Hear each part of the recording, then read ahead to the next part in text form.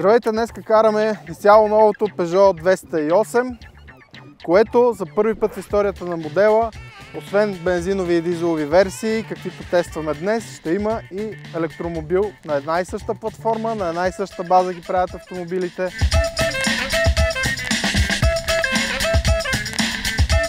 Виждате кое е основният акцент на колата, нейният изключителен дизайн. Сега виждате ги и отпред и отзад. На мен лично отзад ми харесва много повече. Виждате тези светлини в една черна линия. Тук изглеждат като такова керамично изделие и тези характерни отдрани ногти от плъв. Изключително красива и атрактивна задница. Отпред това, което започнаха Peugeot с 508, с това издрано тук, което е дневна светлина. В базовите на оборудване е интересно, че това не е дневна светлина, е просто една линия. Също изглежда доста привлекателна колата. Определено ще се хареса на младите хора.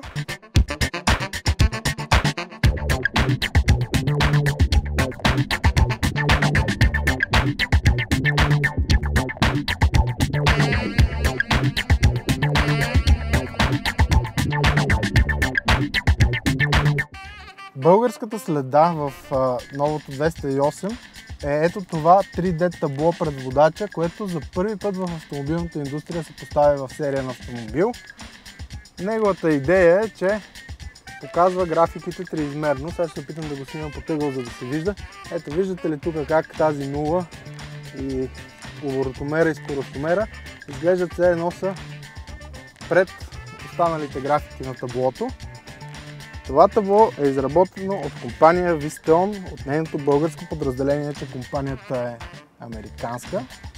От Peugeot твърдят, че новият 3D дисплей прави реакциите на водача с половин секунда по-бързи, заради по-привличащото му внимание графики, което при движение с 100 км в час се равнява на 15 метра.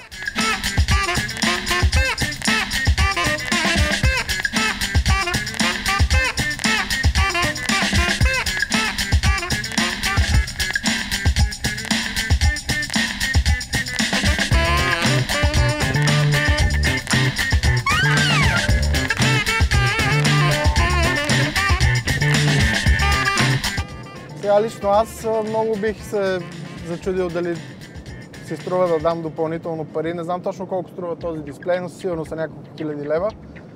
Или бих заложил на едни стандартни уреди. Лично на мен това повече ми прилича на една електронна игра, колкото на някаква важна смислена автомобилна иновация. Но съм сигурен, че в дигиталната епоха много потребители биха му се зарадвали. И най-важното все пак се случва за първи път в автомобилния бранш.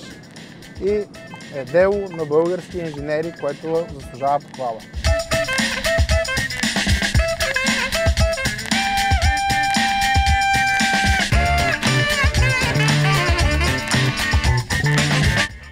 Двигателите в момента, тези двете, които виждате, са с 1.2 турбо бензинов двигател с 3 цилиндъра. Мощността им е по 100 конски сили. Има и версия с 130 конски сили на този двигател. По-интересното всъщност е, този двигател не е толкова нов, колкото е, че вече е съчетан с 8-степенна автоматична трансмисия. Забележете, 8-степенен автоматик за тази малка градска количка. Това си е направо сериозен напредък. Този същия двигател го има и без турбо с мощност от едва 75 конски сили. Това е базовото ниво на модела. Дизелът е 1.5, конските му сили са 102. Като той ще се очаква да е най-икономичният модел от всички, но най-интересната кола е тази, която се очаква да дойде в България в края на декември или началото на януари. Ще бъде чистата електрическа версия на този модел. Тя ще има мощност от 136 конски сили, но по-интересното е нейният пробег, който е цели 340 км.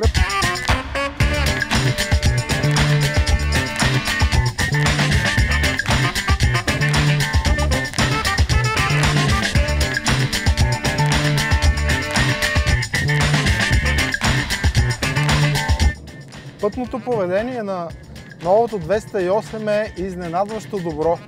Окачването е изключително, все едно се возите в автомобил от по-висок клас. Изключително добре отработва неравностите, както и много добре стои в завоите, много стегнато.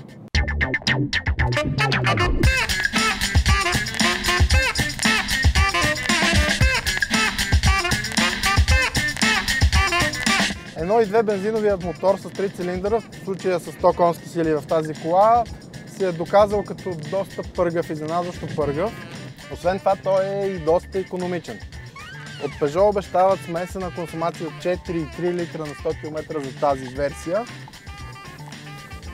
Сега виждам, че на борд компютъра цифрата е 7,6. Не знам дали на камерата се вижда как хубаво така плавно излизат графиките отпред. Стана 7,7, но имайте предвид, че това са тестови коли и се карат не по начина, по който всеки човек би ги карал в ежедневието си.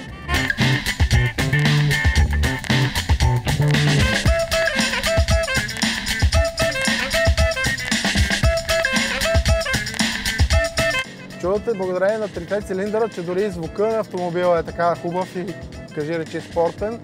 8-степенният автоматик, макар да е с много малък двигател комбиниран, предлага доста добра и енергична работа, за разлика от на други модели на Peugeot, като 508, където ми се струваше малко муден. Тук е доста добре напаснат и цялата кола вече работи като един, така бих казал, дори луксозен автомобил, като една добре смазана машина.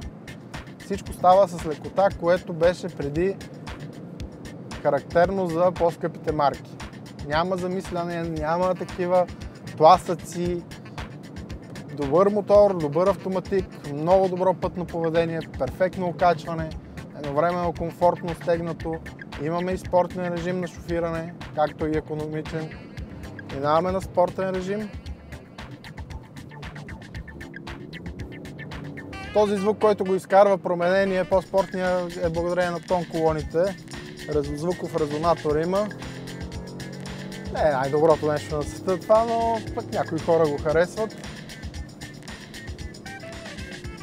Малко повече оборотите вдига в спортен режим. Автоматикът става малко по-бърз. Волана се стяга леко, но той въпреки това си беше предостатъчно стегнат и преди да мина на спортен режим. Дори и в екологичен режим остава приятно стегнат. Неговата по-малка форма го прави приятен за управление.